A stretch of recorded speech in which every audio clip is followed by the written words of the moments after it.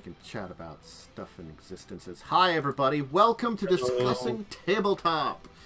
It's, of course, October 8th, 2022. Hope everybody's having a great Saturday. Yeah, it's been an okay Saturday. Busy Saturday. It's been fine. It's been that interesting thing of me, thinking about, like, I probably could do some extra stuff, but also I've been kind of feeling a little off today. But I'm here for the show, and that's what matters. Yeah, we're here to complain. Yeah, oh god, there's so much complaining today. Not as much as some weeks, but this is going to be a... Yeah.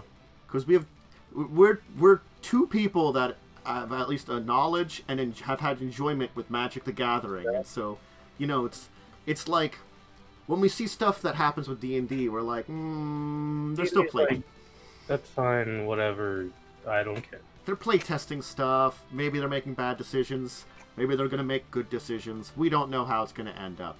This is just sort of like, here's the thing and how it's going to be, and we're like, thank you for that. That was not something we needed. Yeah. So, hey, and exciting news that no one will ever care about. I finished editing the rest of Children last season, so yay! It's ready for upload. All I've left out to do is season 4 of Buccaneers to edit it, and then I have to upload those too. But I've been rewatching Buccaneers. It's pretty good. I mean, it feels good to be like catching up on the YouTube side of things after being like really slapshod for most of the year. It's stressful playing in that game because it's Pathfinder, but watching it's hilarious.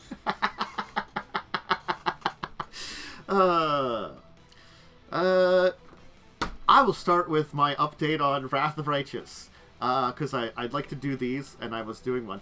I will continue to say this. The Abyss doesn't fit with the entire storyline. Chapter 4 is, they throw you into the Abyss, that you have to do some kind of mission there or find some kind of secret, and I'm like, I was leading a crusade, and like, it's like, well, you were very successful and did it in a very timely manner and had all these victories and pushed back the demons farther than they've been in decades, but we're going to take all that away from you because you failed us! I'm like, how? What? Now go to the Abyss and go find stuff out. What? See, like, I don't remember if... I'm pretty sure in the AP you do go to the Abyss, but like not for a long period of time. Well, I mean, I'm like 15th level, so it's pretty... And mostly... So you're at 15th, you'd be at like book 4. Yeah. Book 4 or 5, which is when you go to the Abyss, I'm pretty sure. Well, I mean, like, it makes more sense in the AP, of course, because in the AP, you're not in charge of the crusade, you're just like the heroes of the crusade, and that's a different kind of thing.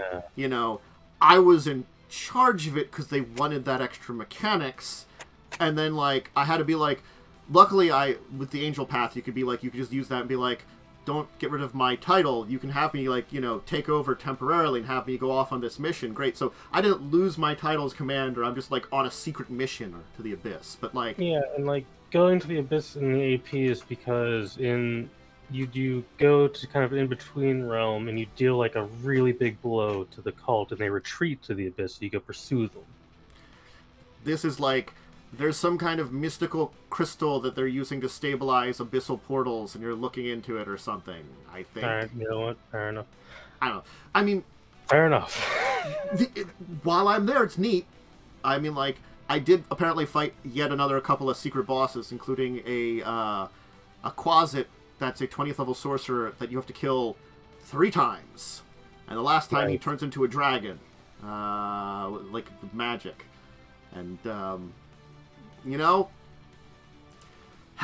it was just annoying because it was another one of those times where it couldn't really beat me, or it couldn't kill me fast enough. But the problem was, not only could I only hit it with a nat 20, it had a mischance that even True Seeing couldn't get through. Nice. So it was just long. My rounds per level spells at 15th level ran out, and I had to recast some of them. I had to recast Haste. You know how stupid that is? Amazing. But anyway, that was just annoyingly sloggy. So, it's It's fine, that section of it, other than stuff like that. And I guess you could ignore that guy. The main storylines are just... It's fine. It's just standard... It's standard almost Pathfinder. It's like almost the AP. But they've changed so much that I'm like, I don't know if I like this story that much. I think that's, again, what I've been discovering more as I thought about it. And the problem with the entire system is they want it to be the CRPG, but they also want it to be Pathfinder, and they're technically not compatible. No. And that's where some of the issues come in. Yeah, so... Anyway, but let's go rant about Magic the Gathering. Alright, if I have to. Okay, so... The 30th anniversary of Magic's coming up, and so they're announcing stuff for it. They're like, hey, we have the 30th anniversary. They're having a bunch of promos throughout the sets, coming in the next year. Cool. They're continuing with their Brothers War. They've got Dominaria Remastered, which will be in the first quarter, which no one really knows what's going to be in that set, which is the problem. Like, Time Spiral Remastered was the 3 sets of Time Spiral combined, like, edited down with the best stuff from it. What the hell is Dominaria Remastered going to have? I don't even know what's in Dominaria. Most of the sets up until Apocalypse. Okay, that's a lot. And then also the Time Spiral set was in there. And then Dominaria, and then this current one that just came out. So there's a lot of stuff in Dominaria. I think there's Arabian Nights isn't in Dominaria. It's a bit much. And Homelands, but that's about it. So, I mean, I will tell you, they showed off some, like, special, like, cards. I think they're previews from Dominaria Remastered, and I have to say, like, let me throw this link into chat here, because I'm going to say the one thing scrolling down here is, I think what they're doing is, it will be cards from their history of Dominaria, because they're showing off Birds of Paradise, Jester's Cap, and Time Stretch, and I believe the first one is the normal version, and they have ones that can show up in the old border. They have some full art ones, and I'm sorry, I really do like the full art Jester's Cap in the middle. It's so creepy and kind of wonderful in a weird kind of way. If you scroll down, I'm looking. Yeah, it's after Brothers Wars Dominaria Remastered. That's pretty good. Yeah, I saw that and I'm like, that's pretty good. That's kind of creepy and weird, and I like that. More Secret Layers, I don't care right now. They haven't said a lot about it. And hey, let's come to the worst part about this entire thing that they announced. Which I'll link this directly. 30th Anniversary Edition. Yeah. It's, I'm just gonna say it. It's a scam. Yes. It's $1,000 for some reprints of old cards that aren't even legal. No. You can't use them. They're just a collectible. That you too can have a copy of a Black Lotus. That's not a real copy of a Black Lotus. It's just a recreation. Fake one. It's a fake Black Lotus. And they have both modern and retro frames, so you don't know which one you're going to get. Apparently, from what I've heard, they're non-tournament legal, which is it's still not worth the price. Yes.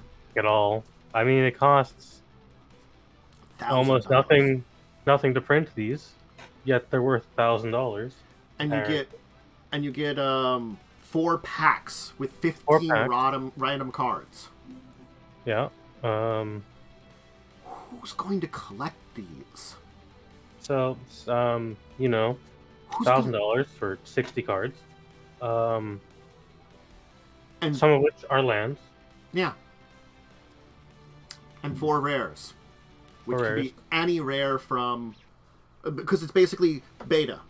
It's a reprint of beta. Which is, fine. And you know what? If they said $1,000 for just a copy of all this, the entire set, because they're not tournament legal and they're a collector thing, cool. Yeah. But... And and to keep it high, because it is reprints of like non-usable still, but make it like special. I don't know. I'm just so like flabbergasted. I'm sorry. It's dumb, and there's also just 6 cards that are just not available because they're weird cards. I guess. I saw it. The first 3 are anti cards. So since anti is gone completely from Magic, they didn't reprint those. Earthbind has a basically it's bondage. It's a fairy that has bondage. Crusade, it's depicting basically crusaders, like religious crusaders. It's it has the original printing of it has connotations that are kind of I guess rude. Would I call that racist? It could be racist, but at least it's very insensitive. Is I guess the better word for it, because I think it's very. The Crusades were very terrible for the Arabic people and Muslims, and so it's very insensitive towards them technically. And I'm not sure about the original weakness. Maybe it's depicting. There's something about it they don't like when it's just a. There should be no reason to care about the card. It must be the art. Because they're using the original art, and this was art from 30 years ago. It's a bald dude with a stick. Yeah, you can buy a whole ass car for you. Not a great car, but a card.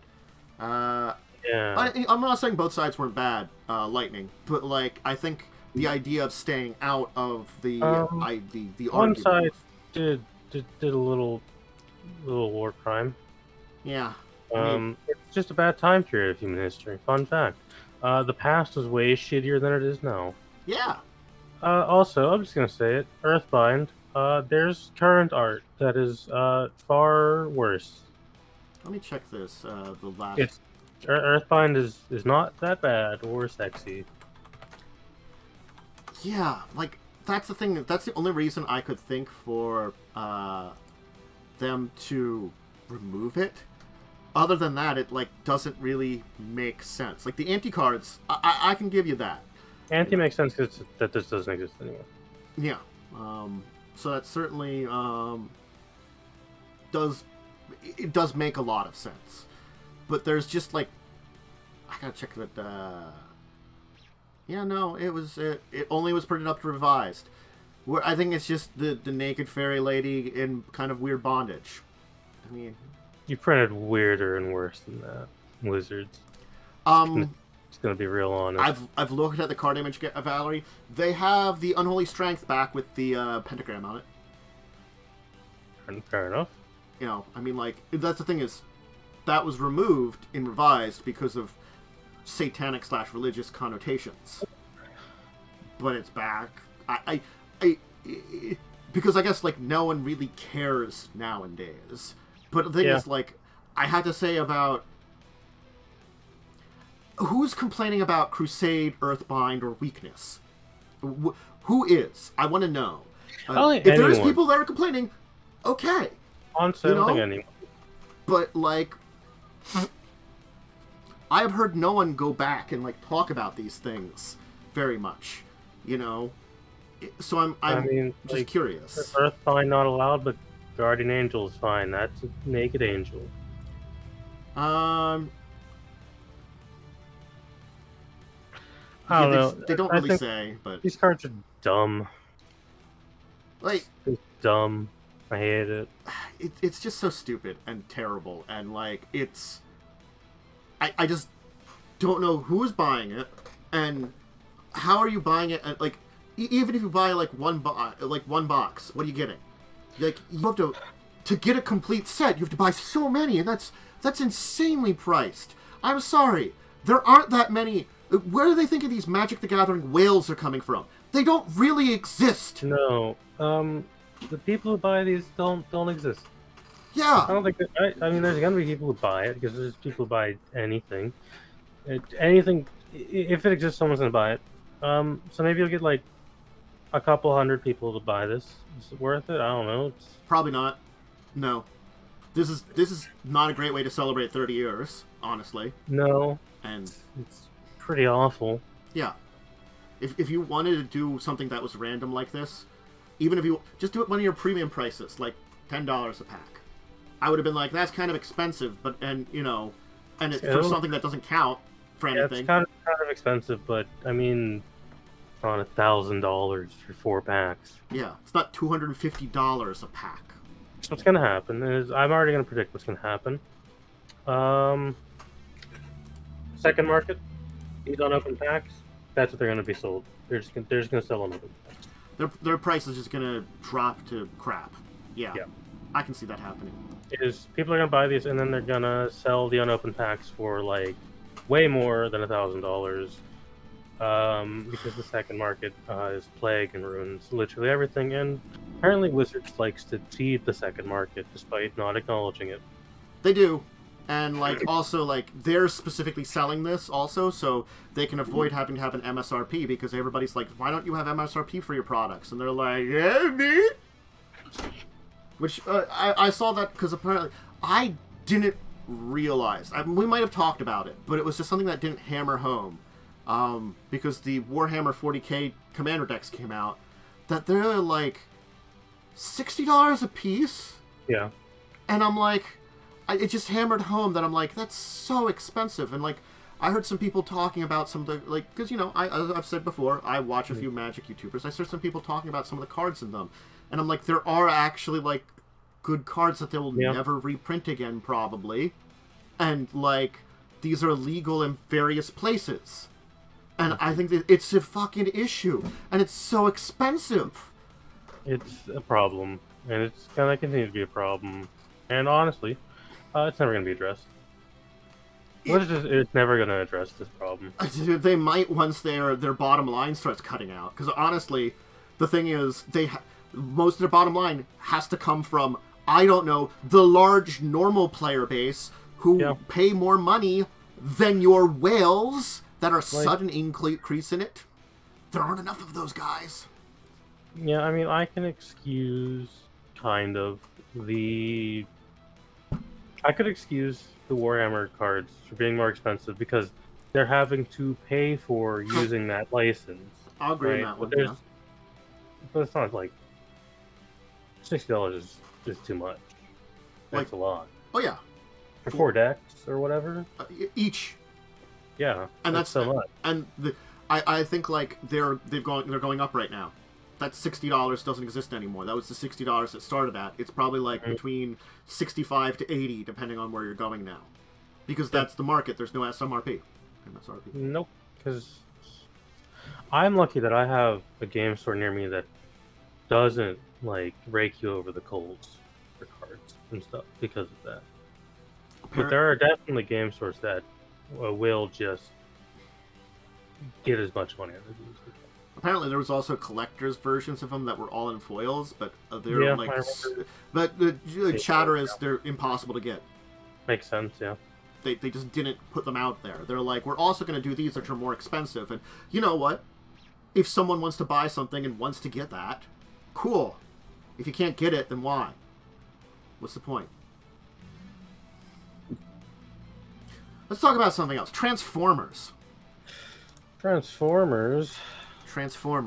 in Magic. And not just anywhere. In Brothers War. Randomly, we'll have Transformers cards in them. Alright, yeah, I remember, man, my favorite historical figure of Dominaria is Optimus Prime. When you came in and punched that Praetor or whatever, yeah, it was real cool. Why does this exist? Why? Yeah, all the Transformers cards were found in both foil and non-foil versions in the Brothers War and Collector's Booster. But the Shattered Glass ones are only in the Collector's Boost one. I hate... Why? I don't know why. It's why did you put it in with another set? I don't want this in my Brothers War cards. Secret... Why not do it as a thing? Just a separate thing. Do they think... I don't know, man. Do they think they need to add more to this set to already make people buy it? I don't know. People like Dominaria and shit. It's still, like, it's pretty popular playing. Yeah. And I don't think you don't need the stuff. Transformers, which, by the way, aren't that popular anymore. no. And I gotta also be honest, like, your Brothers War is probably getting a nostalgia bait on a lot of older Magic players. I'm very interested in it because I really liked those cards. That was the, basically the last set I was collecting with my brother back when we started collecting Magic cards together. That's why it's filled with nostalgia for me. So revisiting that time period is a nostalgia bait, certainly for someone like me. Yeah. But this is like souring it. This is like, why is this here? I don't want this. I don't understand it. I mean, these references to Transformers would have better fit, I don't know, Kamigawa, which was, hey, let's reference a bunch of 80s anime and cartoons in some of our card art. Yes. And I agree. I don't understand why here. Like, if you wanted to do special ones in that one, then that would have been fine. Yeah, because it still fits with what that set is. And these are legal in Commander, Vintage, and Legacy. Because Universes Beyond is legal in those. Yeah. And it counts as Universes Beyond.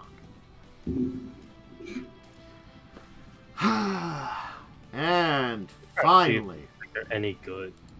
They're not even that good. They're there. I mean, Megatron's like, alright. Yeah. I mean, again, they're there. The concept of the vehicle that can do stuff on its own is neat without stuff. But then why is it a vehicle? I guess just because it's transformed into a vehicle, it gets the vehicle type for anything that affects vehicles, I guess. So it makes a difference. Yeah. Even though it doesn't need a creature to be a creature. So, I don't know. Tricks of the trade, an interesting thing. It's interesting. Like, honestly, the living metal idea, I could see them using that for stuff from, like, Pyrexia and stuff, too. That's kind of neat. The idea is here, however, just make them not Transformers. And, like, just make them Magic the Gathering things.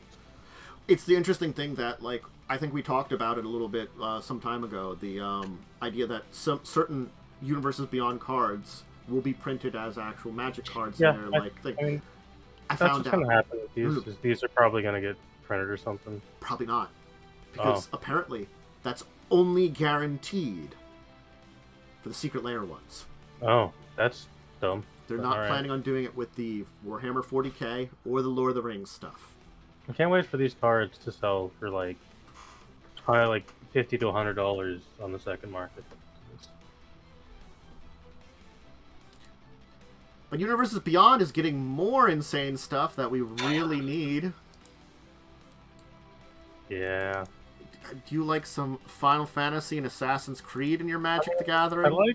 I like both of these things, but not in Magic the Gathering.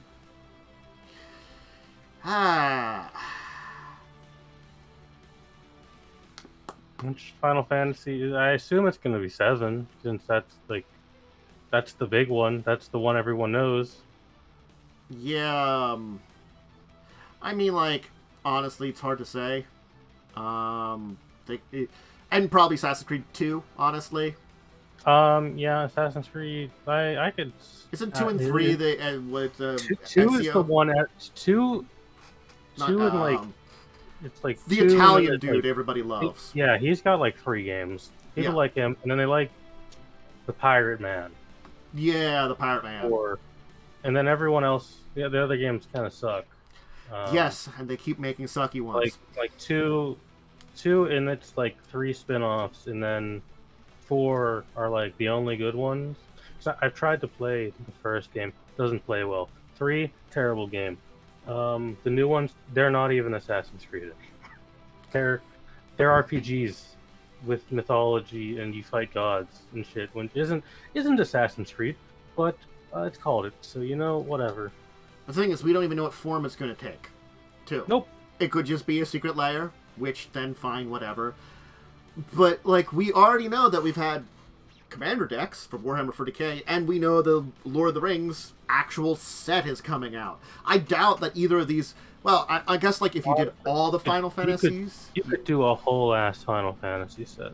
If you did like all of them. Basically like, I don't know, like that Final Fantasy trading card game they already have if you really wanted a trading card game.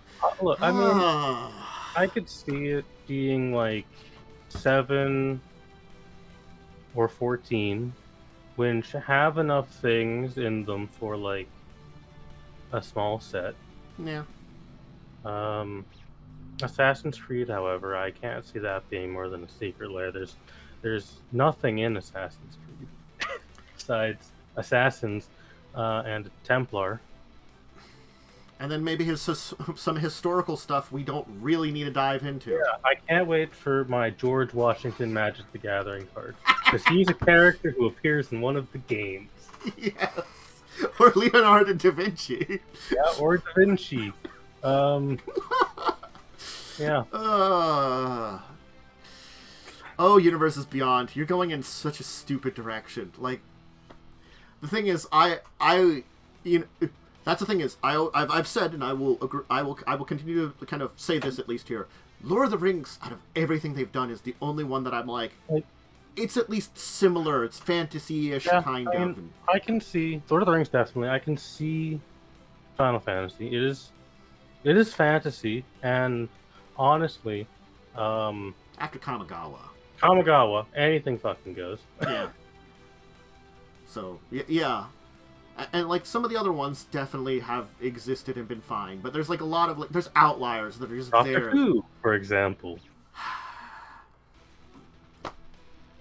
Fortnite and Street Fighter? I don't know. Fucking... Yeah, good old fucking Fortnite cards. Oh, God. This is just an update, but it's not Magic related, and it's our next topic. Hey, you remember that starter set we talked about that was a Target exclusive? It's finally out now after 2 months.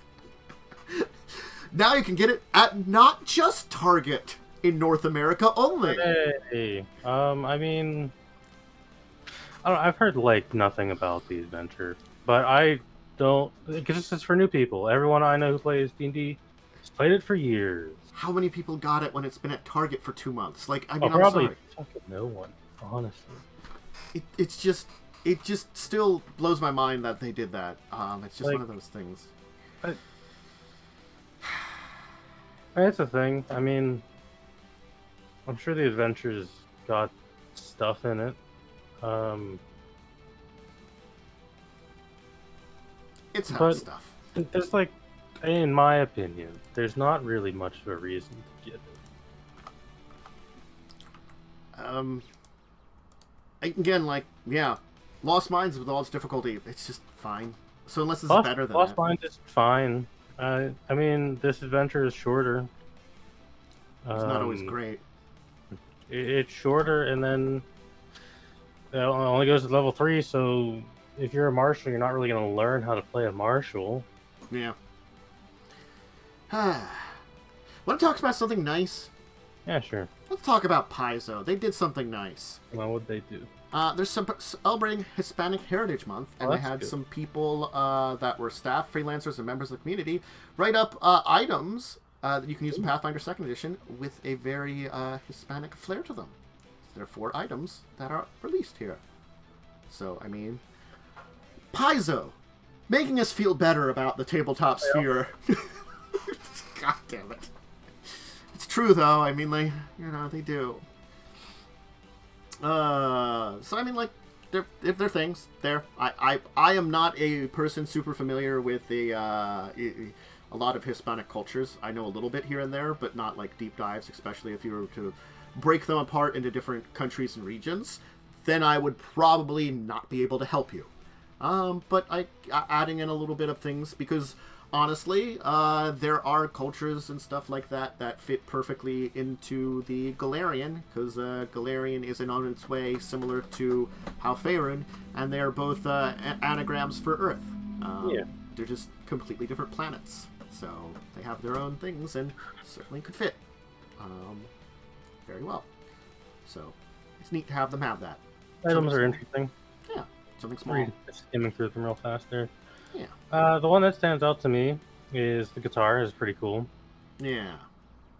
You know, you get you can activate it, and you can cast Mind Link, like to a lot of people. Yeah. It certainly has uses. The remembering thing, the lost memory stuff, that sure doesn't come up in a lot of campaigns, but that is something that is a possibility. Yeah. I think it's a very cool themed item. It definitely could be like, you know, it's I'd say cool theme is good for items sometimes. So yes. So if you want to check them out, I put the link there. I'll put the link in the description if you're on YouTube, and you know, you can see them for yourself.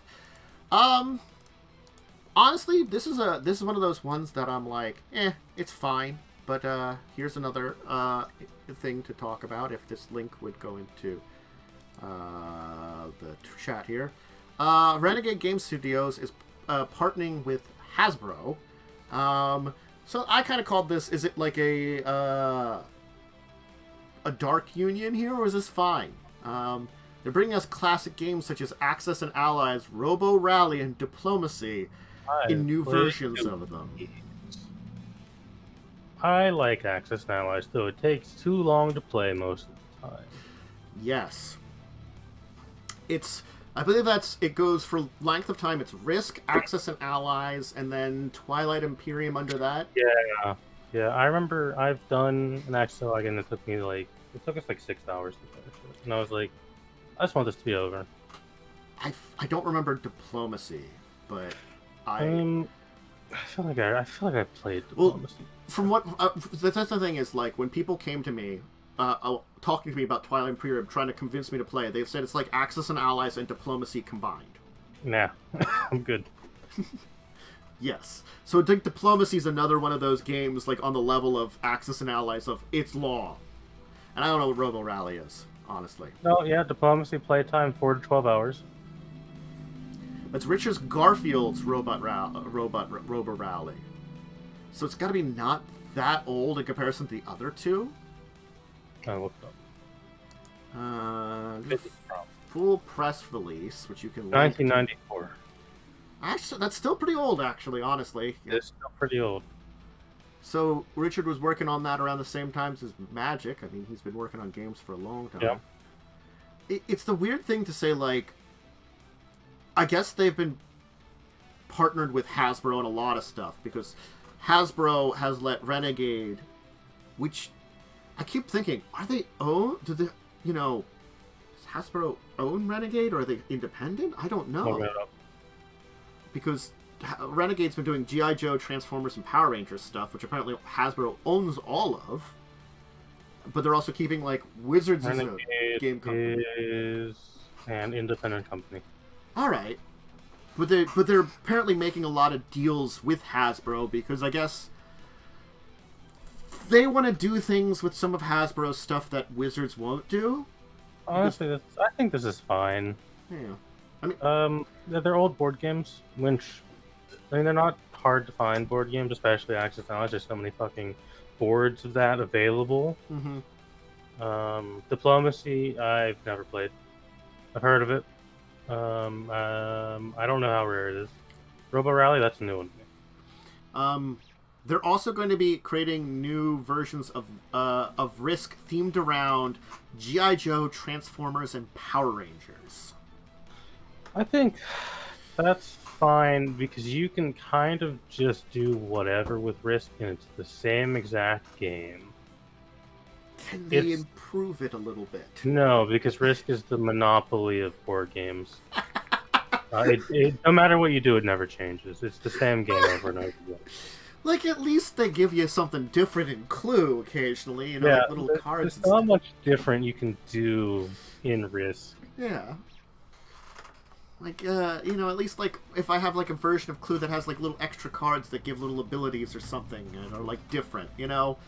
That's at least something that you can edit the stuff. I don't know. When When can we get Clue Risk then?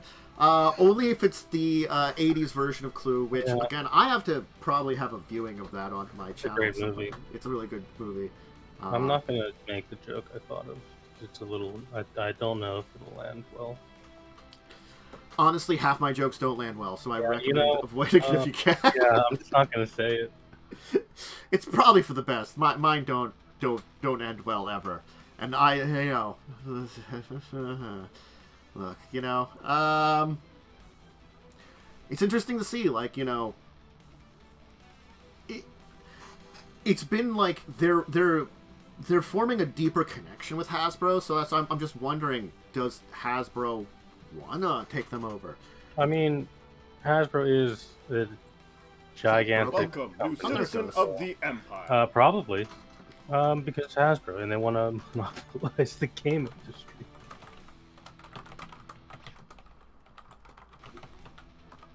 There we go. I mean, you got there's what, 2 or 3 big board game companies. Well, Hasbro and Asmodee, which Asmodee got bought by Embracer Group, which is THQ Nordic. Oh, that's right. Which I have to remember that THQ Nordic is not really THQ. They just have the THQ brand. They just have the brand, and they've kind of rebranded to THQ Nordic. Yeah, they're like, well, THQ was a known brand, and then it died horribly. Another company that went bankrupt through poor financial decisions, so I'm just going to wear its skin as a mask. They really are. Oh, God, it's so creepy. Oh God! Oh yeah. Sorry, you reminded me of something. That happened in my Pathfinder Wrath of the Righteous this week. I found out about a really evil guy who was doing bad things to, was rescuing slave women and then doing things to them. Turns out he wasn't good. Also turns out I helped one of his former people who took his face and was then wearing it as a vigilante to do anybody that would do anything bad to, slaves in the Abyss. Which there's a lot of them. I bought a bunch of them for free to free them because I'm a good person. I spent like $100. Not like this random serial killer that you travel with? I don't want her to be with me, but she's a useful character. Why is she my team? Oh, God. So that's Renegade Game Studios getting more into bed with Hasbro. I think it's fine as long as it's gonna. It might end in Hasbro buying it, but honestly, it's gonna just happen eventually, anyways. Yeah, the consolidation of a lot of markets just happens, unfortunately, nowadays. Anyway, Free League Press has horror. Horror. I know, unusual, it's oddity horror, I would guess. So it's not quite like Cthulhu. It's supposed to be just it's into the odd. It's supposed to be a world of lurking horror and cosmic interference. So it's supposed to be, I guess, less on the madness of Cthulhu and it's more like they say industrial horror, cosmic strangeness, and you're basically exploring things to find all this kind of stuff. It seems interesting. It seems pretty neat. 'Tis the spooky season, so spooky or horror. Spooky month. Spooky or horror things are nice to kind of have some new stuff on. It's Rules Light. Yeah. Which isn't necessarily bad. I think we've talked about that before. Yeah, Rules Light can be fantastic. I like running Rules Light. It lets me do weird stuff. Actually, I don't know if we necessarily have talked about that. So I'm on the list for future things. Pile of topics grows. Well, I keep using a bunch of them, so...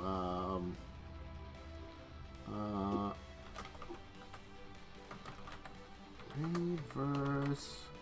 Right, there we go. So yeah, there you go. I think that's all I have to say about this one, honestly. It wasn't a lot.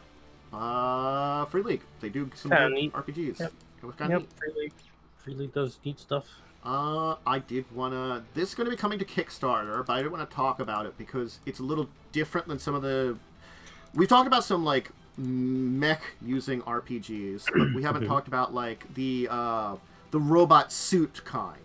So very like I'd reference from the 80s and the 90s Bubblegum Crisis because that's the one I remember. But there's a lot of others that have like more like mechanical suit kind of things. Exosuit kind of things. Yeah. Oh, exosuits. Yeah. Oh, so not big robot. Not big robot, tiny robot. Tiny robot. Yeah. Okay, I don't know any of those because again, I don't watch anime. See, I have to get people to watch some of the classics at very least. I have watched like some '90s anime. I've watched one season of Attack on Titan, which I think is required at this point. Yeah, look, it's one of the reasons I'm going to say one of the channel point things is that I was going to do when I put these finally in here because I was working on them was anime suggestions. Name a genre, because I can give ones that are actually good to watch. There's a lot of shit out there, I will tell you. Yeah, that's mostly why I don't watch anime. It's like TV. It's like TV, you know. Except I don't know, they have better genres sometimes than what they put on American TV. I just have to say. I've seen most Studio Ghibli movies except Howl's Moving Castle. I still have never watched that one. Original Bubblegum Crisis is very good. It's very cyberpunk. It's got exosuits, and the main villain is basically what it means to be an 80s businessman. You know, he's got like the shirt with the gold chain, like a puff of like, you know, chest hair coming out. He's very 80s businessman. So he's gonna die of bonitis. He's gonna die of bonitis, yes. But that's not until after the series. But anyway, yeah. So it's basically like robot suits, and it looks like you're kind of more, I guess, police officer-y or security system-y kind of thing, you know. So it's like fighting crime and probably other robot suit people and stuff like that. Usual kind of thing for some of these. Honestly, it's the usual kind of thing for a lot of these kind of like exosuit type genres. How do they it shows up a lot outside of anime? I think it does occasionally, but not as much. Power Rangers genre. A little. That's close to it. Power Rangers is very close to it. Ultraman, kind of. I think the newer Power Rangers, where it was more of a suit, that was closer to this. You know, where it was less just like, I got some cloth and a neat helmet. That is most of what Power Rangers is. But yeah, so there will be a Kickstarter for it. It'll be, you know, honestly, because most of this stuff is, this genre is very anime-inspired, it'll be anime-inspired. And it starts in 23 days for a Kickstarter. It's a different kind of robot-y thing, if you want to check it out. E10 system, which I'm a fan of. Yeah. Want to talk about some board games? Because there was 3 interesting-looking board games all up on Kickstarter. Like board games. So I kind of put them together as a group of board games to talk about them. Let's start with Stifling Dark, a horror-based board game. Horror board game. I know. Keep your friends close, your flashlight closer. It's the one versus many hidden movement horror game. It's funded, of course. Line of sight mechanics. It's 2 to 5 players. One player takes on the role of the adversary, whose goal is to prevent the other players, the investigators, from escaping through a variety of unique actions. So it's a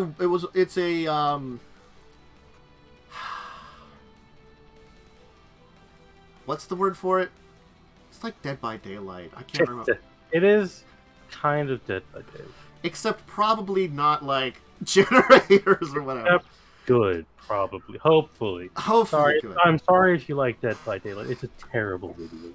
Oh, I think everybody that plays it knows it's a terrible video game, but they I think everyone that plays it hates it. But you can have fun with it. I've never met someone who plays it that actually likes the game.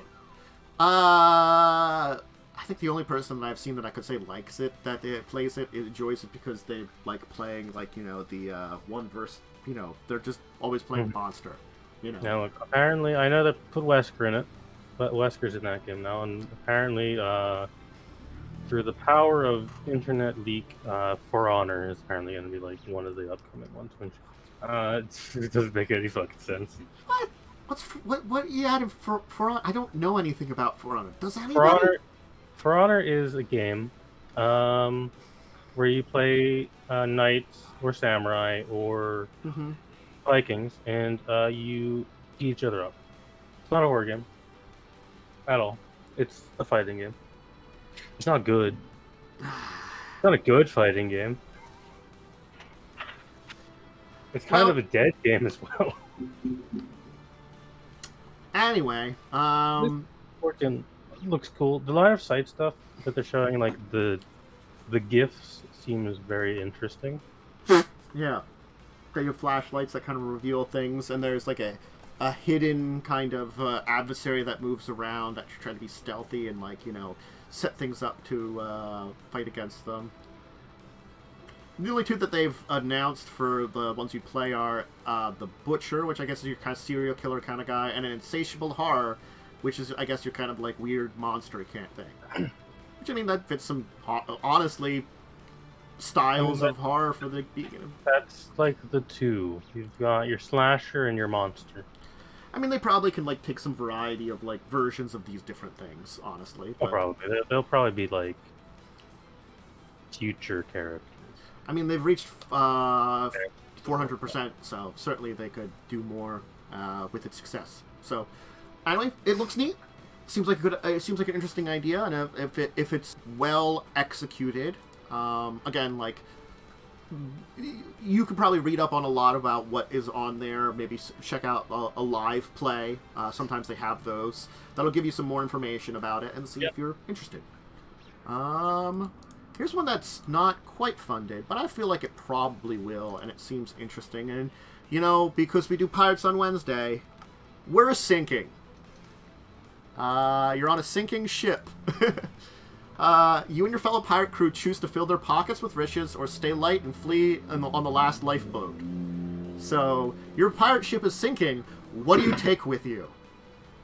This reminds me of it's a completely different concept, but there's a board game where you play a bunch of divers and you go deeper and deeper to get treasure. Yeah. This reminds me of that. Yeah. To an extent. So it's semi-cooperative. It's 3 to 6 players. You can be very nice to each other and do nothing, or I guess you could do more stuff about it. And your ship is, of course, sinking. And I mean, it's pretty simple. Seems like there is an attack going on. You could have looks like there's a kraken that could be attacking you or stuff like that, and maybe there could be multiple things attacking the ship. So you could either drive the ship closer to sinking, or reassure it as you loot stuff. So I mean, looks like a fun little game, honestly. Yeah, it reminds me of a couple of other board games that exist that are pretty fun. Yeah, and it's the 60 seconds games, where you run around the house grabbing stuff and then you go down and things get nuked. Yeah, I know that one. Yeah, so there's the space one now as well, 60 parsecs. Yeah, so it's again not funded yet, but it's got 21 days and it's pretty decently into its chunk to it. It's got 34 out of 42, so I feel like it's probably going to get funded. Very good chance. And I got one more to finish up today. It's another one that's about 75% funded, so it's not quite there yet, and it's got 16 days to go. Frozen Frontier, because I felt like this was another one that it fit a little bit of the I guess this is I guess darker kind of thing, so a little bit more horror on that end, less direct horror, indirect. It's a European style sci-fi strategy game where you're in a cold space and trying to survive. It's got area control elements, which is I'm always a fan of. Yeah. So it's got some area control events. It's got a little bit of simple competition. So you're trying to go for, I guess, resources to survive in this icy frozen frontier on a space planet. Go ahead. like some of these city names: Nova York City, Mm-hmm. Star Vegas, Space Francisco, Sol Angeles. Yeah. Good names. Yeah. Mm-hmm. Just, I mean, I guess it's like, you know, what happens, like, in, like, a bajillion years if, like, you know, descent of Americans, you know, settle a place, you know, yeah, you know, it's sort of like what England did when they, you know, settled America. We have everything, we have a bunch of stuff named after stuff in England, or other places. Yep. So yeah, you take on, like, projects, you construct buildings, you get more colonists, you can kind of work together, get resources and stuff. So there is, like, a little bit of you're trying to probably be the best and trying to cooperate when it helps kind of thing. So it's that it's semi-cooperative but still kind of competitive thing where you're not... It feels a little bit, like, just kind of reading it, a little bit like it has that terraforming Mars kind of feel, Mm-hmm. but you actually are encouraged to work together instead of just take each other over. Yeah. I think it's probably better to work together, but you also have to be careful about, like, you know, since you want to have the best colony You can't work together too much. But you got to keep an eye out for, like, you know, when it's useful and stuff. And it makes sense. You know, I like games that are like that are like, it's light competitive, I guess is what it is. Yeah, light competitive is good, because competitive can get a little heated. It can. Honestly, that's why I don't mind that one versus the other games, like the first one we talked about, the Stifling Dark. That one's not so bad because, again, it's competitive, but it's sort of like you're facing, like, a lot of dangers of the board and stuff too, oftentimes. Yeah. That's why I always liked Betrayal, because, like, honestly, the Betrayal, you get someone that usually turns against you, but it works pretty well. Anyway. Frozen Frontiers got its rulebook downloadable at very least, so you can check that out. It has a playtest up on Tabletop as well. Okay, so there's stuff you can check out with it and see if it would be interesting for you. As I said, it's about 70% funded, 16 days to go, so that's usually about halfway into their cycle. So there's a good chance that one will also be funded. So, that's our main topics for today. Look at that. You did it. I did it. I put for today, for our deeper discussion topic, one that it comes up, and I think it came up a little bit when we were talking about some things too, in some of the games we've talked about, and that's lies as a DM, stats and secrets, hidden info, because it's kind of like the idea that it's the unfortunate thing that and this is something that is a double-edged sword a lot of times when you as a DM. Dice rolls can go various different ways for you. Yep. No matter what you're going to do, dices are a random element, and you do not know how that's going to affect your game. Now, the other important thing, because we've talked about it before, you do not want to kill your players, because you don't have a game, but you don't also want it to be so easy that they railroad everything. Yeah. That's where the lie as a DM comes in. So, first thing as a lie, you can lie about the stats all you want about the monsters. They're your monsters. Yes. Honestly, if you have a cool monster and the party's kicking its ass, slap some more HP on that thing. Yeah. Just do it. Make the fight last longer. Like when, someone makes a really broken build and you have this cool mage boss who comes in and she gets one shot and you need, like, damn, I really wanted to use this boss. You just slap some more HP on her. And you can do it, that it's, perfectly fine and legal. Certain things that you can do is, like, look at their hit dice. You can just make them maximum hit dice. That's the first easy one. Like, then you don't, like... And that way, it's, like, it's within the purview, too. Granted, you can also just give bonus hit points, or, like, hey, this thing had, like, 2 or 4 extra constitution than your average, whatever it was. Oh, that's some extra bonus hit points. There are ways you can play around with stuff, and honestly, like, there are things that you try to avoid lying about. Rolls. It's one of the reasons that I oftentimes like, for me, because it keeps me a little bit more honest than I probably was to a degree back in the old days. You know, I have to say, me as a much younger DM was a little bit more vindictive sometimes, especially if things were kicking ass, you know, like unnecessarily, or feeling like they had a god complex. And, you know... What kind of character would ever feel like they have a god complex? Too many of them. I have people that I've played with that they're nice people, but, you know, I play with them a lot less nowadays. I open roll, I would probably say around 80 to 90% of things I roll. Mm-hmm. The only time I really private roll or secret roll is when it's an invisible monster, because that's a spoiler if it's doing something. Because again, I know it's very easy to be tempted to like fudge your roll a little bit, which is technically within your purview as a DM. You are told you can do that in the DMG, but you shouldn't. I think you really shouldn't. Yeah. It's... The thing is, like, you're gonna keep things secret from your players, and rolls and stats are gonna be the most important thing. Like, they can still figure out stats. Like, you think about, like, people figured out how much AC a Cyclops have.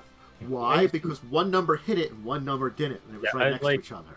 If you've got a dude in Plate Mail and it's like, oh, a 19 hits, but a 19 doesn't hit, but like an 18 does, you can figure, oh, he has 18 AC. You know, AC is the easiest number to figure out on this tablet. And, like, you know, if as much as it's nice for me to have stuff entered, a lot of times, like, I'm hitting it, and at the very least, a lot of times my rolls are up on stream. So even if I GM roll something, I have that, like, you know, and so, like, I try not to, like, play around with my rolls much anymore. Like, what I can do is I can give little bonuses to stats, and I will oftentimes think about situational bonuses, too. And I do that both ways nowadays. You know, like, sometimes I just give you guys a little bonus or penalty to the DC, depending on what's going on. Like, sometimes what I do when I roll for, like, an NPC or something, I'll just roll a d20 so the party doesn't know their modifier. Mm-hmm.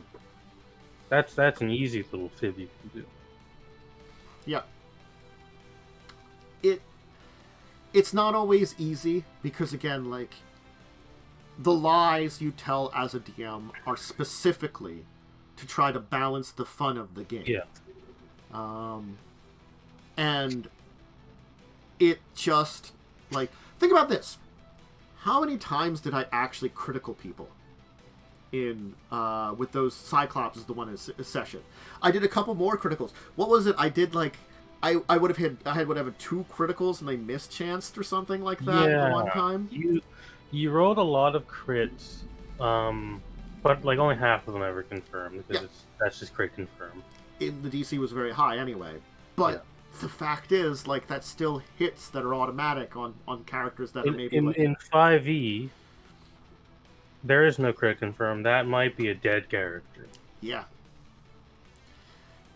Look, I'm going to tell you, it's the one thing that is really nice about Pathfinder is the crit confirm actually... I like crit confirm. It can save a character. 5e, you're screwed maybe. Yeah, I like crit confirm as just a thing. But yeah, there is... 5e also, there's less damage involved. Yeah, it's true. Typically. However, if you're rolling like 10 crits in an encounter, you know... the damage is going to be about equal. I was rolling a lot. That one time. It's not like a fucking... Like, ×4 and ×3 crits don't exist in 5e. Yeah. They're rarer, but they do exist. Certainly. So, there can be some very deadly things out there in 5e, just the same as in Pathfinder. But, like, you know... And more crit ranges, yeah. I like crit range, and I like crit confirm. That's just me. Also, the advantage of crit range oftentimes is those builds is a lot harder to get a lot of that extra damage on. Yeah. Like, Yakul, he crits for like ×3 and does a lot of damage. Revia crits for like ×2 and does like on a crit between a normal Yakul hit and like a ×2 Yakul hit. I crit because Misty crits on ×4, which is a lot of times enough to outright delete someone for max HP. Yeah. But a gun only crits on 20. It's also like the fact is like, you know, like Revia has a lot less pluses, even with all the buffs. Revia's main advantage is that they can't be hit. Yeah. You look at the numbers and I'm like, yeah, Yakul gets plus like 15 or something. Revia gets like plus like 12. Yeah. And that's like with all the buffs. And that makes a huge difference. I actually think Yakul gets a lot more, honestly. Yakul, I want to say it's like a 16 or a 17. That's with him power attacking too. This is power attacking. I know Misty gets around a plus 16 because Misty has insane amount of dexterity. Yeah. And you're right around that time where you would have 16, because like what, it's your 10th level? At 10th level, you would reasonably have 22 dex and a +1 weapon. And you'd have the spells to increase your range. Yakul has can get himself up to like around like a 30 strength. So I mean that's like a plus 10 there on its own. Yeah, could be buffed so much. To just get all those extra pluses. He just deletes things. You know, Revia does some decent damage, doesn't delete things. Yep. Yeah. And Revia's got the crit range. That's what I'm saying. Like the difference has crit range. As a DM, I often in a lot of games, it is because we want the game, unless we're running specifically a short game, right? That's a short game's a whole different thing. Yeah. If you're running a normal campaign, which will take around 6 months to a year, or sometimes more, depending on what level you want to get it to.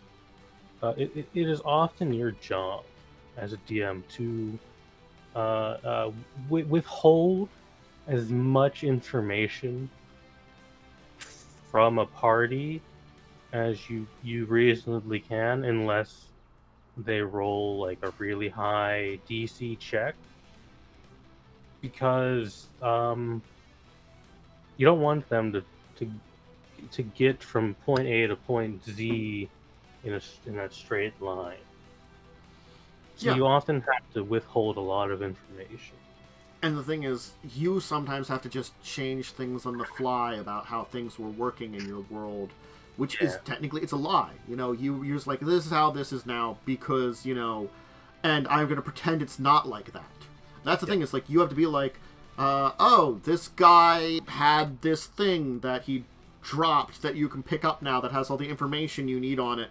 He totally would have been carrying it, and you somehow accidentally dropped it. It's like, you on your side, as the DM, are going to realize, this is bullshit. What am I doing? Yeah. What am I saying? But the players might not realize that. No, the players probably aren't going to realize it. Like, I'm going to be 100% honest. In the Thursday game I run, I lie so much. Mm-hmm. Because of it's fake. So it's like, I already have to lie about things to withhold information, and there's an extra level of, you're dealing with Fae who like to just mess with you. Yep. So that's an extra layer of lies. It's oftentimes the thing is, like, it is the nature of the DM as a running of the game that you want to be as honest with your players and open to them. It's sort of like rolling in front of them, you know, or it's sort of like if we're talking on a tabletop game, having everybody roll on the table, which, you know, I don't know if we've talked about, you know, like trying to get players to roll on the table where everybody can see it. That can also sometimes be a trouble. That's so hard to do because of fucking table size and the amount of space people need. Virtual tabletops have held down a lot because then really has. It got rid of a lot of that, like, fudging. Granted, like, and you know, DMs can check honesty on sheets. So like player honesty, that's something that's an issue with bad players versus good players. Honestly, that's a whole different discussion. For you, as a DM, you gotta be honest. Like, rolling random d20s sometimes is probably for the best because you don't want to reveal information. Like, if I'm having you fight a bunch of Cyclops, honestly, it doesn't really matter that I'm rolling and you can see what their will save bonus is. It doesn't really matter. They're mooks. Like, they're idiot. Yeah. It's not critical that there's something hidden about them. On some kind of boss? Maybe? You know? Yeah, maybe on a boss, but on a general mook. Like, if you fight enough skeletons, you're gonna know all of the stats of a skeleton eventually. Yeah. You're gonna get ideas about them, especially like... After fighting 11 Cyclopses in one encounter, I feel like I know most things about a Cyclops stat block now. Mm-hmm. Yeah, they have a really terrible will and reflex. No one tried to get their fortitude save. Drop them down an acid pit and they melt horribly. Yeah. Mm-hmm. Like, I tend to not need to play around with hit dice and stuff. And honestly, because you're at the level that theoretically, if you really wanted to, you could do resurrection stuff, I also feel better about not pulling punches, because that's wasting other resources you have. And I only give you so many resources. And also, maybe you don't want your character to come back, or maybe it's not going to be easily accessible. There's a lot of questions about that kind of thing. But, you know, there is a point in time where death can be navigated. It just costs you a lot of money. Yeah. Especially in Pathfinder. In 5th edition, it's a lot easier to avoid that. Yeah. Which is why I think I'm a little more deadlier in 5th edition than I would be in Pathfinder. Yeah, I can see that. I think it's one of those things that, like, I do really like to try to keep things normal, but it's also trying to, like, it's playing up to the story too and things like that. And some of this stuff is sort of like, I can set up some stuff, but how much of it do I really want to use? Yeah. That's a question. Like, I could have just had the giant guy fight you, but it's sort of like, is this weird thing where, like, you actually killed off everyone else. I'm kind of surprised at that. There's no one left in that place at all. It makes sense that he would leave. Yeah, it's sort of like, he is very passionate about his people's place, you know, but it's sort of like, and granted, he's a 7 intelligence, but a 7 intelligence creature is not stupid. A 7 intelligence creature can look at a situation and know, I've lost, I can retreat and win another day. Yeah, like, he knows he's got a bunch of ships, whaling ships, with his druid, who's, turns out, is the sibling of the person you wished away. That's fair. Who he can say, like, they used some kind of magic and had them just disappear into nothing. None of the Cyclops knew what happened. You know, magic happened. They disappeared. For all they know, they kidnapped or killed them. You know, the druid will want to get revenge, maybe. Will I use that? I don't know. I'd have to organize something. It would have to be a good place to do it. It'd be a cool end of the campaign thing. It could be. There's, like, a couple of things that I've kind of set up that I don't know how much I'm going to actually use. There's certain things I do want to use, because I feel like for this game, I have set up a little bit of more than normal post-game stuff, you know? Yeah. So maybe you'll gain an extra level, maybe you won't. What's set up now in that game, there could be a couple of epilogue sessions, as opposed to, like, half one. I could have, like, a half season of epilogue, you know? Which I think would be fun. Which would be, like, 5 episodes of some epilogue with, like, taking care of some of the other stuff there. And that would be probably pretty fun. And I just would have to figure out, like, all the difficulties and stuff and set it up and work on it. And the thing is, I don't know how much I want to actually do and how much I don't want to do, and it's a question. But it's okay just to have, like, dangling strings of some things. Yeah. You didn't find the leader. You don't know what happened to him. Not everything needs a resolution. You know.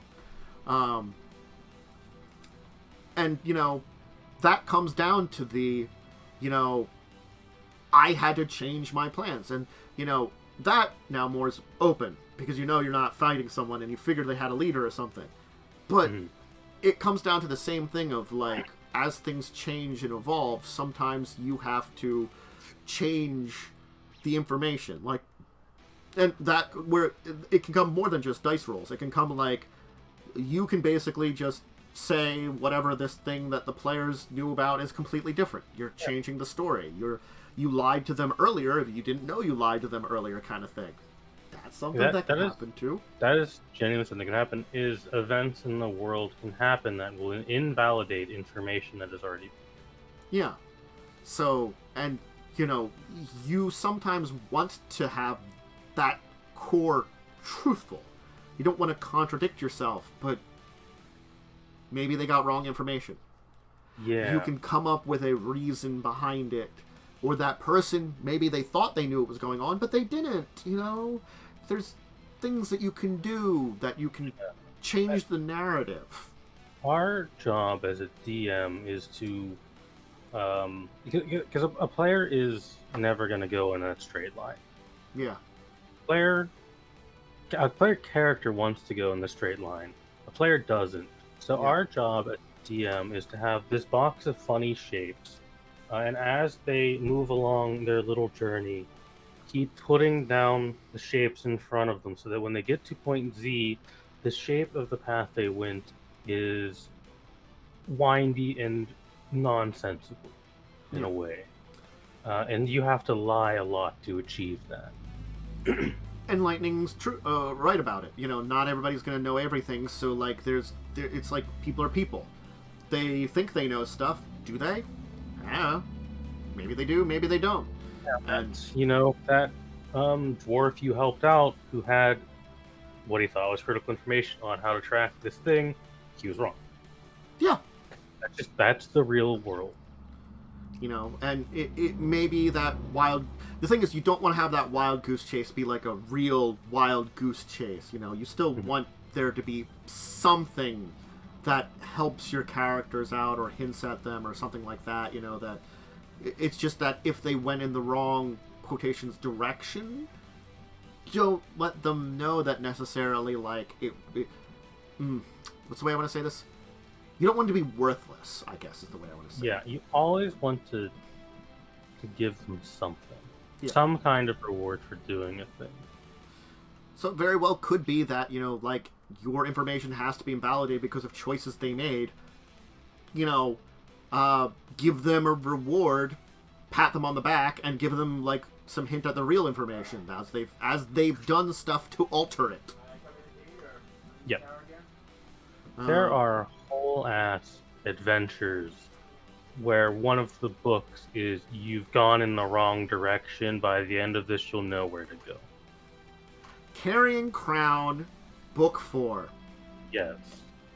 It's the wrong direction. Granted, it's built into the story, but it was a red herring the entire time. Yeah.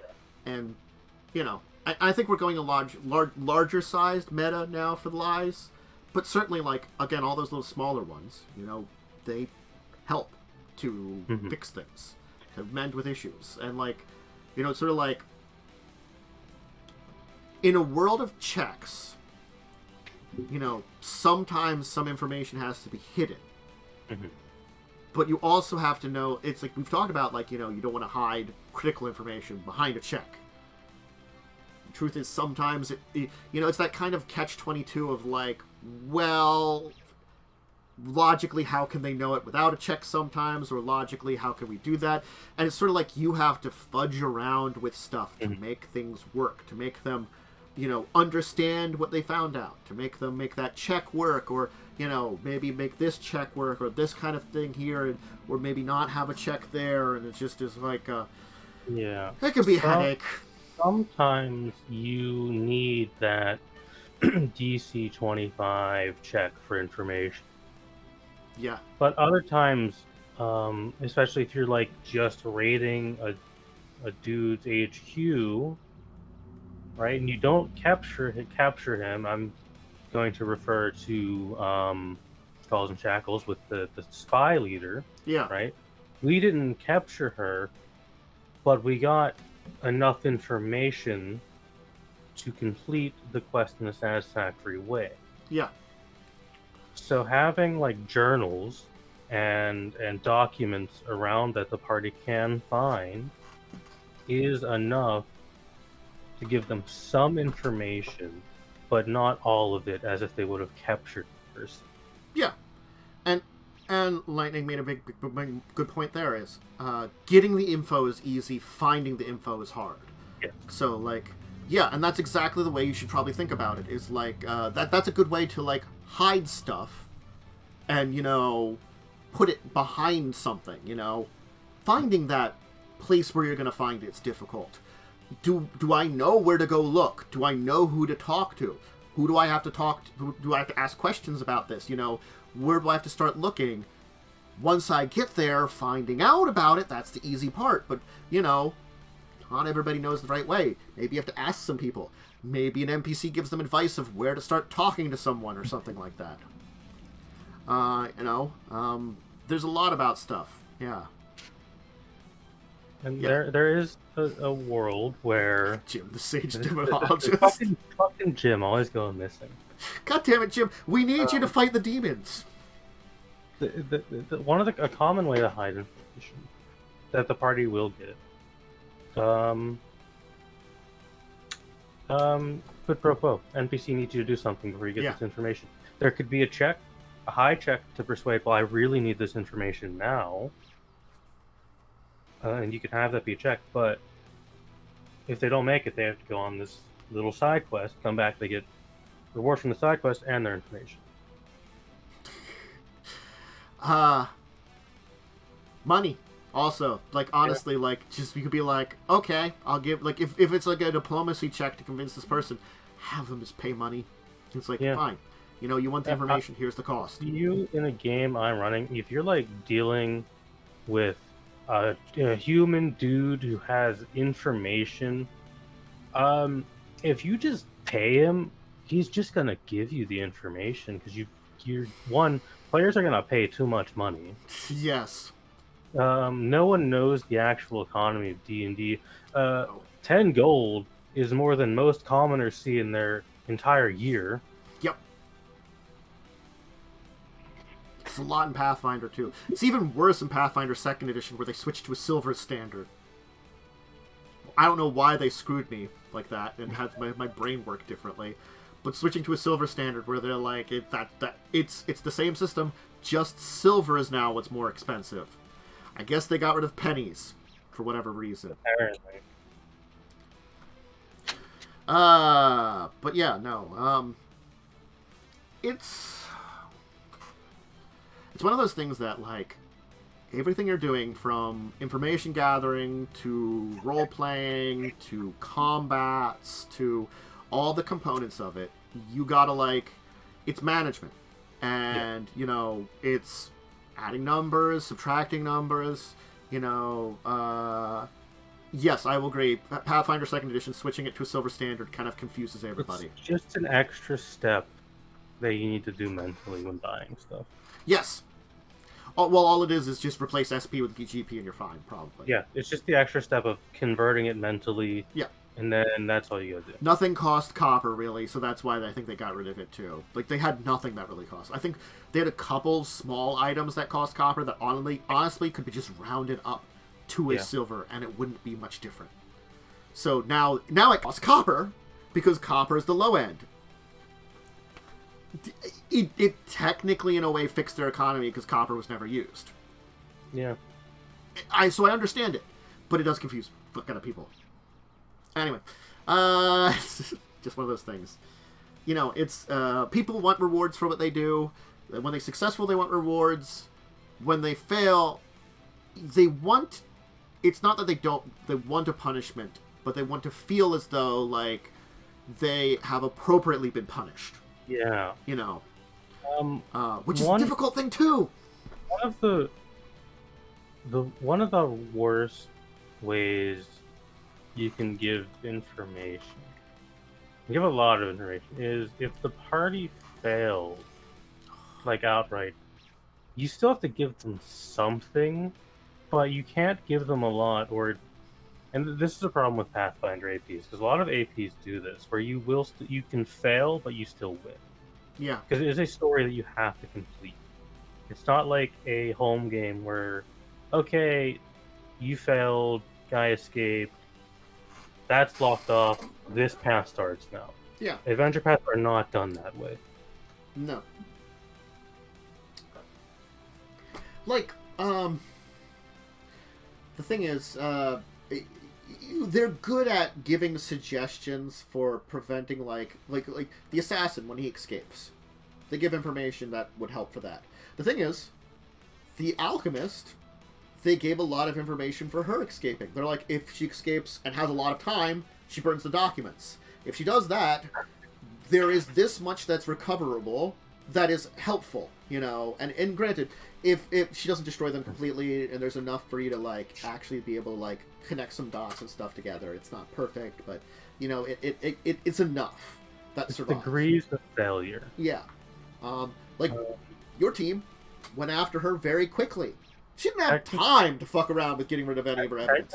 Speaking, I had a use of Raven's Flight left. I could have pursued her, but there was no point because the documents were still there. Had those documents been burned, I could have pursued her. Yeah. I would have to figure out something for sewer adventures, but I could have. You know, honestly, it would have been too difficult. Just throw something together. I might have taken an extra break or something to be like, let me throw something together and figure this out. Because I'm an Inquisitor, I have amazing tracking skills. Yeah. I think I have Goggles Knight, so the darkness isn't a problem to me. Yeah. I have a gun that shoots at 50-foot touch, so good luck getting away from me. Yeah, and honestly, in comparison to the assassin, the sewers would have been it would have been easier to track. That would have been doable. Yeah. It's basically impossible to track someone like that. Yeah. And you know, that's what the assassin's plan was: get away from you guys and blend into the crowd. Yeah. Which is a good plan that, like, they set out. Like, you know, granted, like, you can still fight him, he can still be confronted, but, like, as soon as he thinks his mission is done, he fucks out of there. You know, it makes sense. You know, and they gave me, like, a list of different ways that, like, you could possibly give the information. I kind of improvised something that was a little easier to get the information. Because honestly, like, the other directions would have required a little bit more work, and I'm like, fuck that shit. You were attacking him, he dropped a paper. Yeah. I made it easy. Easy enough to drop something and stuff. Yeah, especially when you're in a panic trying to run away. So, you know, and that's the thing is, I altered stuff on the fly to make it work, to, like, reveal enough stuff to lead them on the next step, to, like, do that. And it's like, you just gotta, like, play around with things as appropriate to your adventure and your players, and whether, again, it can even be down to a combat when you're playing around with stats and stuff, because you don't want your team. If Yakul critical hits anything, he could do that in the first hit against something. That's a lot of damage. Like, if Yakul criticals, that's most of an enemy's HP bar. If they're a humanoid, it's an opening. For the most part. Yeah, it's like the opening swack is just like, well, that's a thing. Yakul hits hard enough to, by default, put most enemies into runaway territory. Yes. He's a ×3 crit. That makes a difference. You know, it does a lot. So yeah. At least he's not a ×4 crit. Man, if he had a freaking scythe. Yeah, that's pretty gross. Yeah. Keen scythe. Just boom. Explode. Gross. Yeah. I'm glad on that one that no one went for a ×4 weapon. It's probably, well, the gun is a ×4. Yeah, but that's the only ×4 weapon in the party. But they don't do a huge amount of damage. My musket does a D10. Yeah, and 4d10 is deadly, but it isn't like 4d6 or plus a bajillion or something. At most, it's 4d10, critical bane, and some pluses probably for, like, maybe some pluses. Maybe if I have my fire weapon enchantment spell active on it. Yeah. So there are some things. I do have deadly aim now on that character. Yes, and it's helpful. I forgot it existed. Yeah. It's they're very nice to add. Oh, go ahead. Fun fact: my typical ranged build for Pathfinder characters, one is never to use a gun because I don't like them on most characters. Yeah. And if I'm doing a bow build, my build isn't maximizing damage. My build is I'm shooting as many arrows as humanly possible. Deadly aim doesn't up that much. If you're playing a fighter archer build, you could just have all the feats in the world, and you're fighting in if you're like a fighter, you can do both of the ranged builds. You can at just the same time. Yeah, I've played one. It's disgusting. I think I shot arrows that did plus like 15 damage. Yeah, that sounds alright. When we finished up, which it was like on book 5 of Rise of the Rune Lords, we didn't finish because things changed in life. So I haven't done book 5 or 6. But we were book 5 and we were most like halfway through it. So I was doing like a D6 plus or D8 plus 15, and honestly, I would get like 8 arrows at a turn. Yeah, that sounds alright. Many shot, rapid shot, full base attack. You know, I'm just like twang, twang, twang, twang, twang, twang, just all the arrows into someone, and then like I think we had someone that could haste me just for an extra attack too.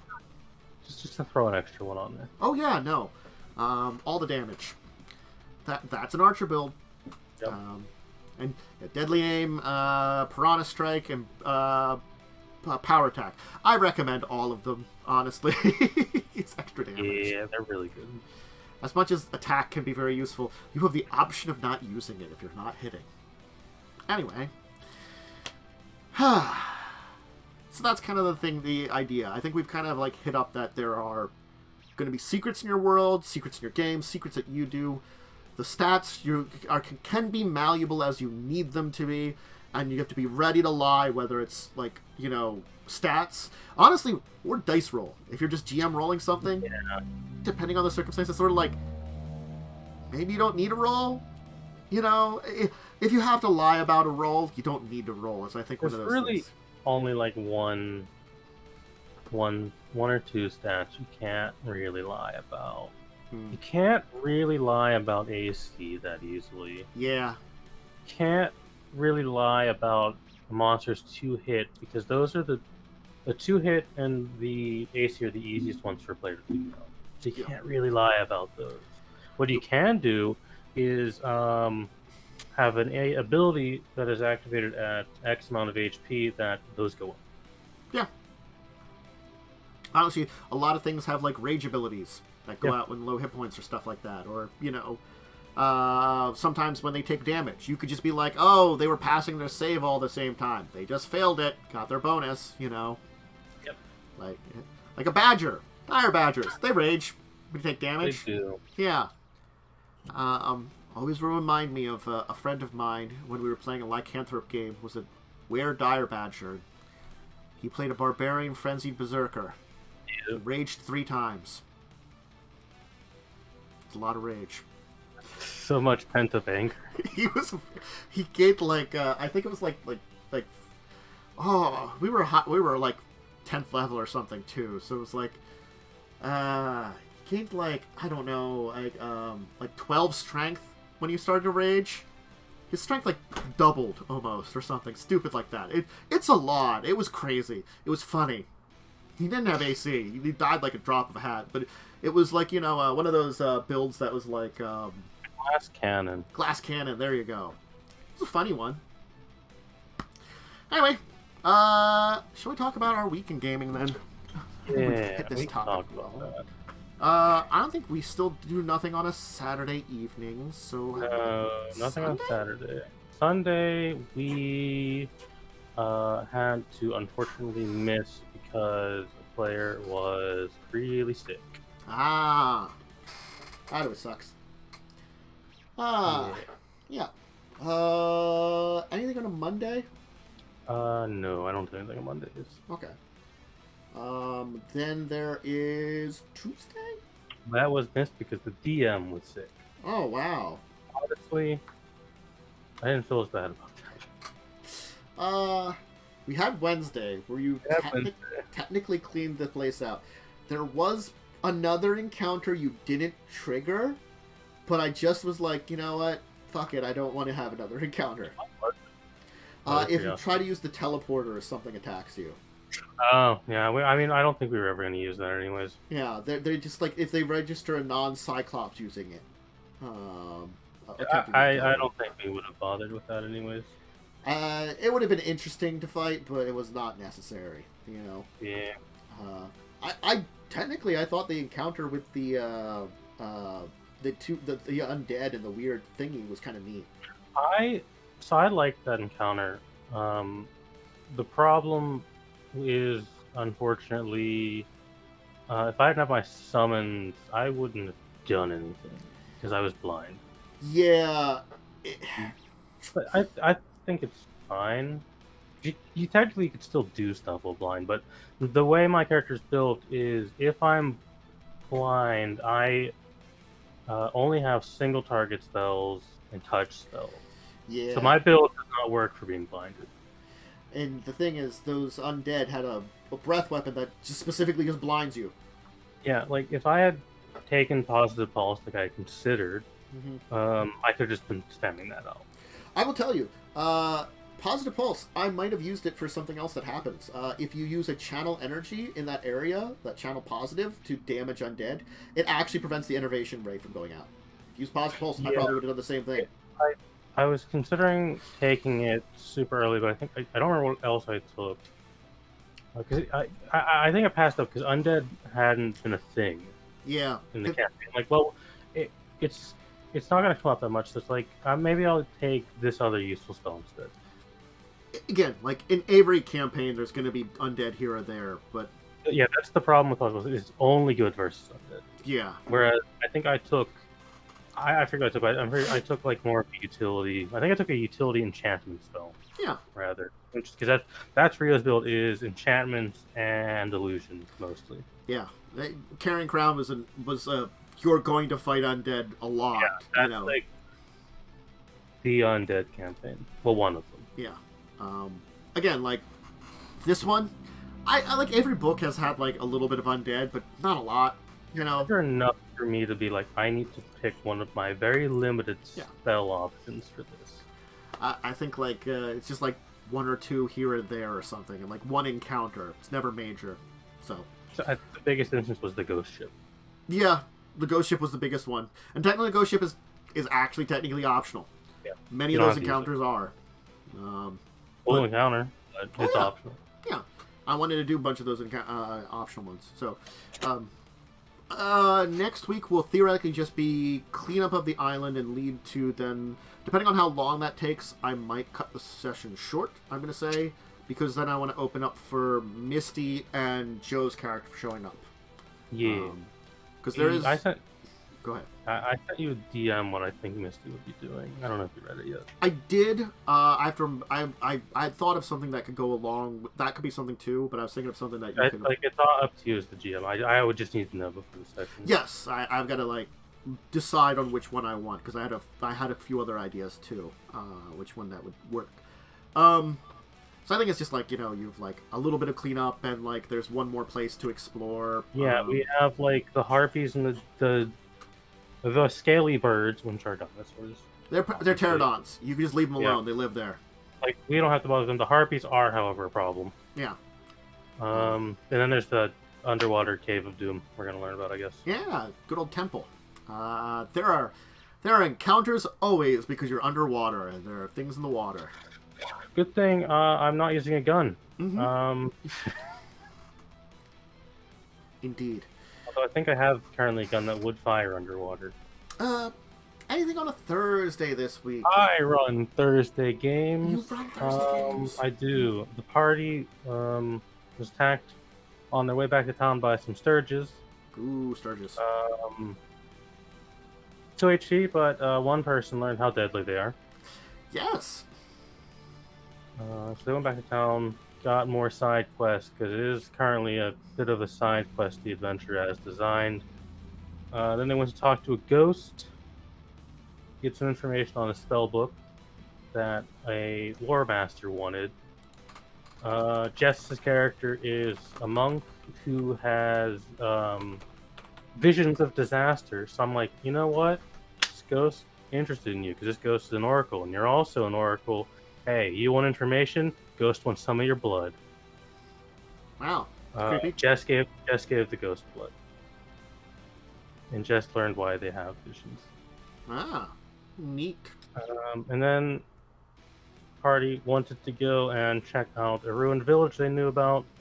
Rolled a whole bunch of Nat 1 survival checks and got lost. God. And they stumbled upon an Alice in Wonderland table in the forest. Talked to a moth person for a little bit. Was it Mothman? No, it wasn't Mothman. It was a moth woman. Who was looking for her two friends. One is a prismatic dragon. Okay. Super deadly. Yeah. The other is a nice skeleton man. Okay. So the party has to go find them now.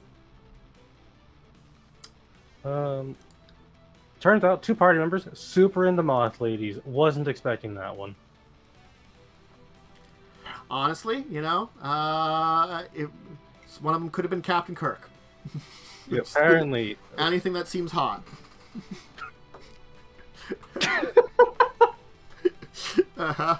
Or Riker more. Just really in the moth people, apparently. Yeah, I mean, Val's also not horny. Is this like, I'm Jacob and like having his various fae and water girlfriends? There are... Okay, so Jess's character has been hit on by a lot of fae. Because Jess's character is a snake person. That's really weird. They're the weirdest person in the party, so they get singled out the most. I did have Jess roll a wisdom save to resist going into the water after a water woman. Yup. Anything on a Friday? Did we have Cell's game on Friday? I don't remember. Is this blocked out? I just don't remember. It's been a week. It's been a time. No, we didn't. Okay. Alright, right, because Cell is traveling. Gotcha. He's going back home for a visit. Okay. So it sounds like it was a interesting week, though. Alright. Yeah, I mostly ran stuff. Yeah. I ran one thing. I feel like I've kind of been figuring out some more of my schedule. Like, I think I want to wait until Buccaneers is done and then do the new version of Madness to replace it. But I'm thinking then I might want to do, like, 2 other games, like another campaign-y one, which I might do just another, like, adventure path or something. I was thinking maybe, like, honestly, Rise of the Rune Lords. Rune Lord is, like, a really easy one. Yeah, I'm like, that's fun, it's easy. That one, it could be, like, I could just... I figured out just, like, honestly, 5 minutes in, hey, there's an attack that happens. Have, like, also a member of the Pathfinder Society, like, be there. Guess what they do? They found a chapel, the Pathfinder Society. You join it as founding members here in Sandpoint. That's where you adventure out of. There you go. Hey, now if players have to change between seasons, I solved the problem in 2 minutes. That's an easy one to do it for. Maybe like someone has something happen to someone, they have to leave the group because of personal issues. They could the leader of the place could be, hey, this other guy, a member of society, he could help you out instead. I got him up to date on what's going on or something like that. This is great stuff to get some more people working on other things related to it. That could be other things too. There could be other people doing other things related to this mission. What? No, that's not possible. Everyone has to be characters tied to this specific funeral that happens. Anyway, so and maybe like something a little shorter. I was thinking maybe. That's fair. Yeah, just add a little more to my schedule because already if I am in the Rune Lord game, I will play a part.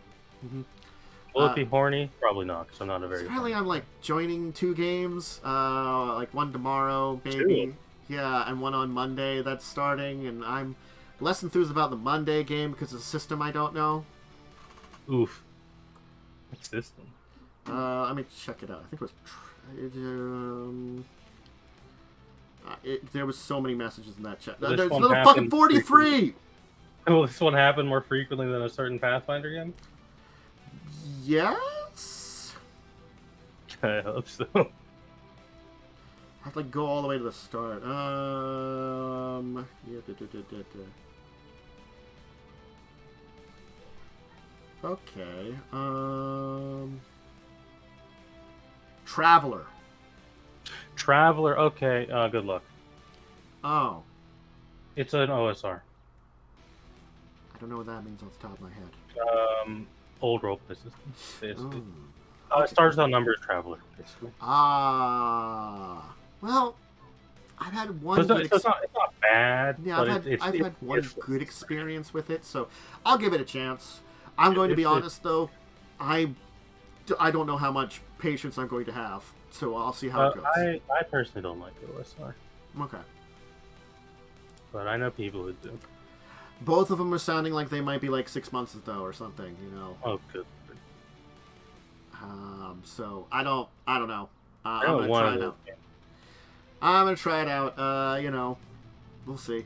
I gave the guarantee on a Sunday game that I'm going to be joining that you've talked about that I can't probably be in every Sunday game or something like that just because of life schedule. True. Sundays is when a lot of times my family organizes stuff. I'm going to try to be there. It might be late or something like this time. I know tomorrow I'm going to go see my grandmother. Ooh, I don't know when I'm going to be back exactly. That's a question. I can't answer that because honestly, that's fair. Depends on how long things go. Travel, yo. Yeah. It's 2 hours to get to New Jersey about. So, 2 hours each way. Anyway. Buccaneers will be this Wednesday. Should be on schedule for that. As I said, that'll be kind of like leading into the final part of this season. Which actually won't be that long either. So I don't think this season's going to be too much longer. We might end it around like 12 or 13 episodes. It's not a long season, but okay. I was thinking, super long. Yeah, I was feeling that like, honestly, the game might be done sometime, depending on how much bonus I do, sometime early next year, up until maybe the middle of next year, depending on how long some of these sessions go and how much I add in.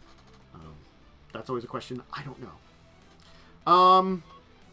The other thing, I will probably figure out some point in time for more Pathfinder.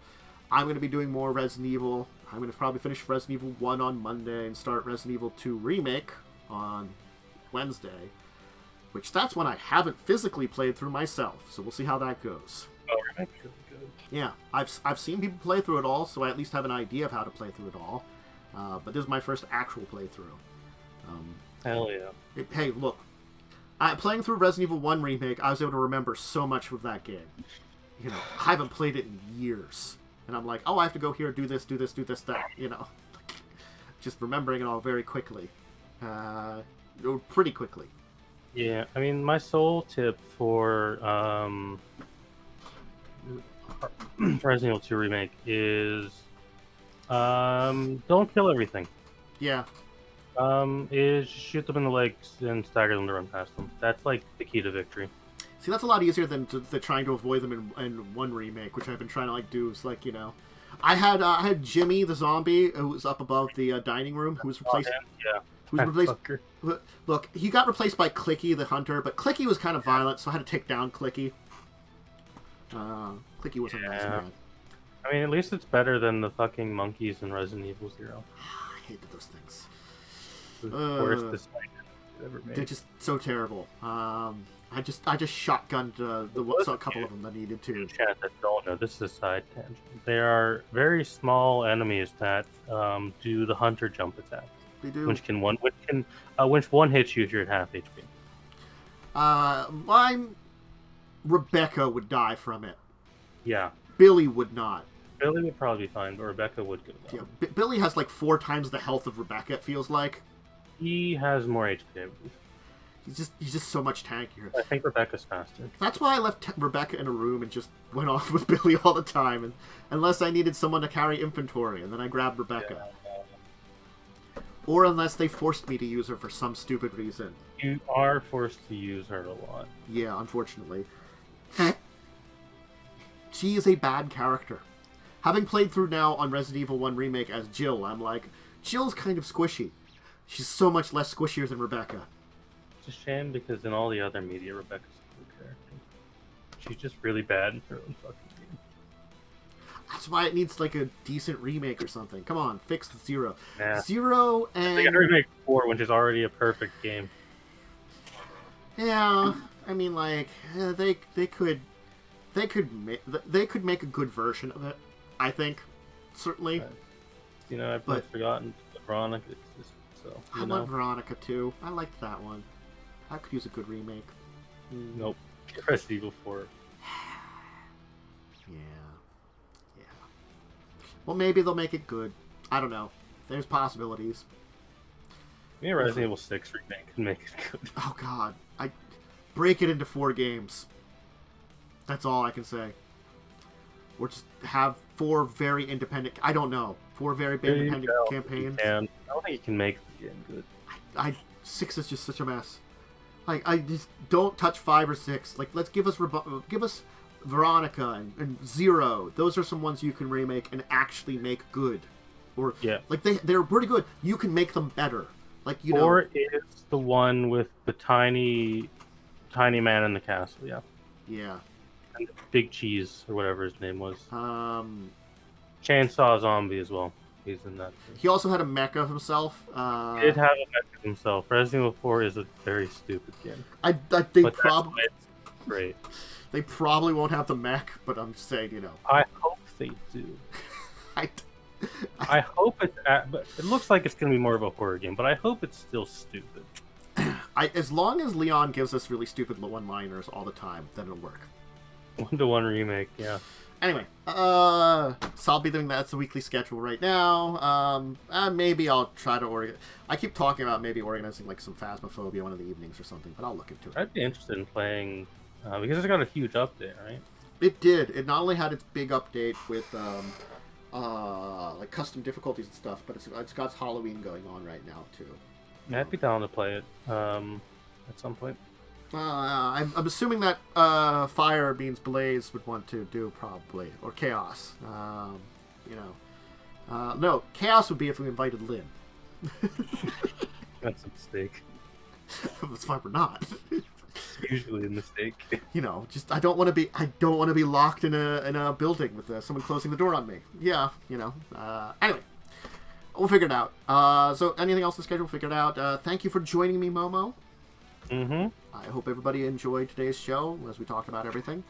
I think that's about it, and I will probably be back, honestly, Monday. Monday's probably when. 'Cause I don't think, I think after, tomorrow's probably going to be very busy with going out and then maybe popping into a game, and then if I have anything else to do, I might have to do that afterwards, so Monday. And if I have some time, I might squeeze Wrath of Righteous on Tuesday or Thursday or something. If I have time to squeeze that in. I'll see. As I said, I'm going to try to continue doing that game just whenever I can fit it into the schedule, honestly, while it's Resident Evil month. And for the spooky month. So, spooky. All right.